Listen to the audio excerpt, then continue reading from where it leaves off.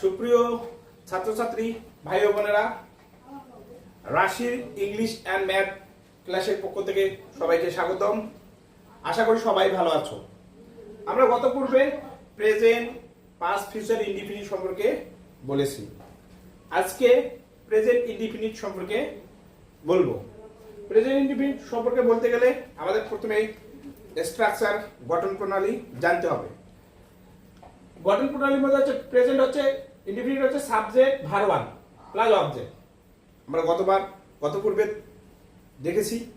আজকে ভার্ব ওয়ানের সাথে কখন এস হয়, কখন ইএস যুক্ত হবে, কখন আই এস যুক্ত হবে এ সম্পর্কে বলবো আপনাদের মাঝে। ভার্ব ওয়ানের সাথে এস অথবা ইএস অথবা আই এস যুক্ত হবে সে সম্পর্কে বলতে গেলে প্রথমে ভার্ব ওয়ানের শেষে S S S H CS X O থাকলে ইএস যুক্ত হবে বা ইএস বসে।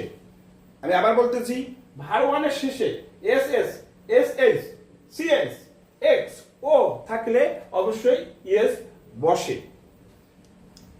ভার্ব ওয়ানের শেষে বাকি সব থাকলে শুধুমাত্র এস বসবে।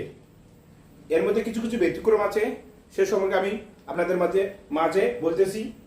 ভার্ব ওয়ানের শেষে ওয়াই এর পূর্বে যদি কনসোনেন্ট লেটার থাকে, ওয়াই উঠে আইএস বসে, আইএস বসে।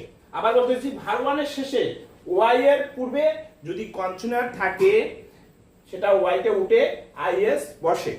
আবার ভার্ব ওয়ানের শেষে ওয়াই এর পূর্বে যদি ভাওয়েল থাকে তাহলে ওয়াই এর সাথে এস বসে।